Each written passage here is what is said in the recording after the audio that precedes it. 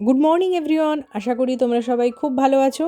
আমিও খুব ভালো আছি। আমি কস্তুরী, আমার ব্লগ কলকাতা টু আয়ারল্যান্ডে তোমাদের সবাইকে স্বাগত। এই যে সকালবেলা উঠে যখন আমি জানলাটা খুলে বাইরের চারদিকটা দেখি না, তখন আমার ছোটোবেলায় পড়া অমল ও দইয়ালার কথা মনে পড়ে যায়। অমল যেমন জানলার ধারে বসে বাইরের জগৎটা দেখতো আর তার কল্পনার জাল বুনতো, আমিও কিন্তু ঠিক তাই করি। আমার মনে হয় অনেকেই তাই করো হয়তো তোমরা। জানলা বড়ই প্রিয় বলো। জানলা এমন একটা জায়গা যেখানে ঘন্টার পর ঘন্টা দাঁড়িয়ে অনেক কিছু কল্পনা করা যায়। জানলা সত্যিই বড় প্রিয়। রবিবার ছুটির দিন আর বাইরে ওরকম ঠান্ডা, -1, কোথাও আর যেতে ইচ্ছা করছে না। তাই ইচ্ছা করছে এখন খেতে, সেটা হচ্ছে তন্দুরি চিকেন চাপ। বাড়িতে মোটামুটি সব আনাই ছিল, সেই জন্য চটপট ম্যারিনেশন করে একদম ওভেনে 30 মিনিটের জন্য ঢুকিয়ে দেওয়া হচ্ছে।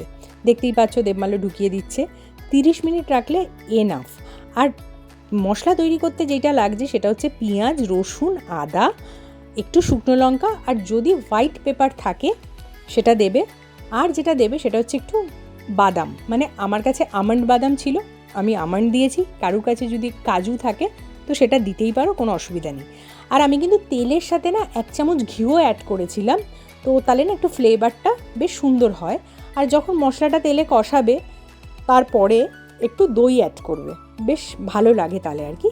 তারপরে ওই আরেকটু নাড়াচাড়া করে তারপরে যে চিকেন রোস্ট করাটা আছে সেটা তোমরা অ্যাড করে দেবে। তারপর ওই 5 মিনিট মতন কুক হতে দেবে।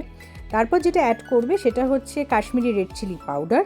আর বাড়িতে যদি যে কোনো কোম্পানির যদি বিরিয়ানি মশলা থাকে তাহলে সেটা অ্যাড করতে পারো। আমি শানের বিরিয়ানি মশলাটাই অ্যাড করি, এখানে শানের বিরিয়ানি মশলাটা আমি ইউজ করি, এটা সত্যিই খুব ভালো, তো আমি ওটাই অ্যাড করেছি। আর একটু যদি জায়ত্রী আর জায়ফলের যদি গুঁড়ো থাকে বাড়িতে তাহলে সেটাও অ্যাড করতে পারো, তাহলে কিন্তু বেশ সুন্দর গন্ধ আসে আর কি। আর যেটা দিয়েছি সেটা হচ্ছে এলাচ আর দারচিনির গুঁড়ো। আমি কিন্তু কোনো গোটা মশলা দিইনি, সেই জন্যে সব গুঁড়ো দিয়েছি, ঠিক আছে। আর কিছুক্ষণ হতে দেবে, দেখবে বেশ একটা কালার কিন্তু ভালো চলে আসবে। আর তারপরে অ্যাড করবে যেটা সেটা হচ্ছে রোজ ওয়াটার আর কেওড়া ওয়াটার। আর একদম লাস্টে অ্যাড করবে হচ্ছে মিঠা আতর, যদি থাকে। না থাকলে কোনো অসুবিধা নেই, রোজ ওয়াটার কেওড়া ওয়াটার দিতে পারো, তাতেই হয়ে যাবে। আর আমি যেটা করেছি ঠিক দোকানের মতন পুরো ব্যাপারটা আনতে, যেটা মাখো মাখো একদম গায়ে লেগে থাকে, সেটা আনতে যেটা করেছি সেটা হচ্ছে এই যে দেখছো না, এটা আমি হচ্ছে 1 চামচ বেসন দিয়েছি। কারুর বাড়িতে যদি বেসন না থাকে তাহলে সে ছাতু ইউজ করতে পারো, তাহলেও কিন্তু সেম দোকানের মতন ব্যাপারটা আসবে।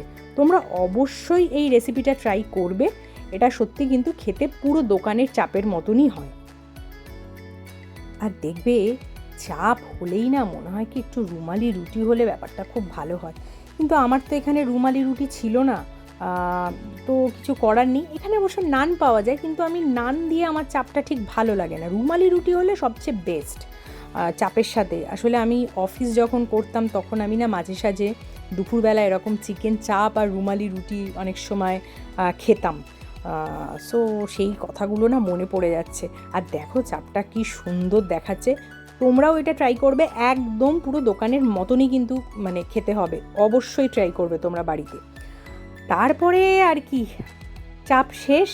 আমি এবার যাব হচ্ছে ফ্রাইড রাইস করতে, কারণ তোমাদের তো আগেই বললাম এখানে রুমালি রুটি তো পাওয়া যাবে না, সেই জন্য আমাকে করতে হবে ফ্রাইড রাইস। আর ফ্রাইড রাইস না বেশিক্ষণ এখানে সময়ও লাগে না, কারণ এই ভেজিসগুলো না এখানে ফ্রোজেন প্যাকেটে পাওয়া যায়, পুরো কাট করা থাকে।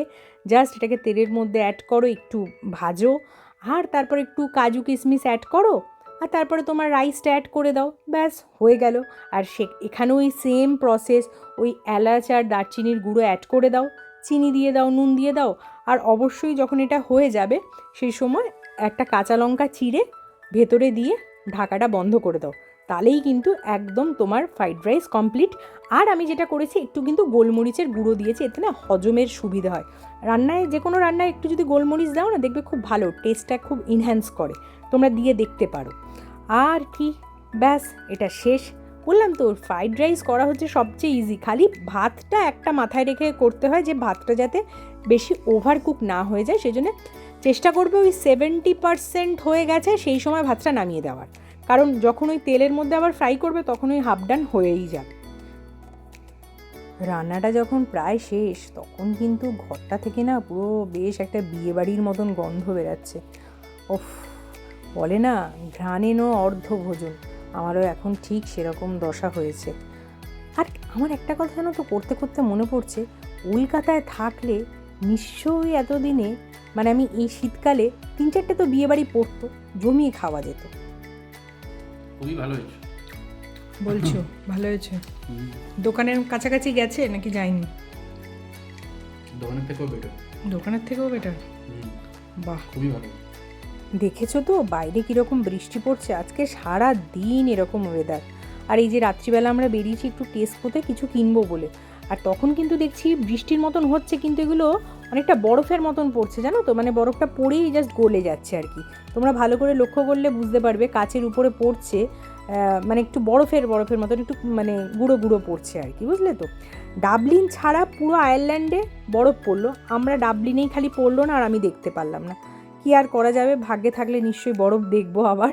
চলো আজকের মতন ব্লগটা এখানেই শেষ করছি। তোমরা সবাই খুব ভালো থেকো, আর অবশ্যই জানিও ব্লগটা কেমন লাগলো। আর খুব শিগগিরই তোমাদের সামনে নতুন আর একটা ব্লগ নিয়ে আমি চলে আসবো। টাটা।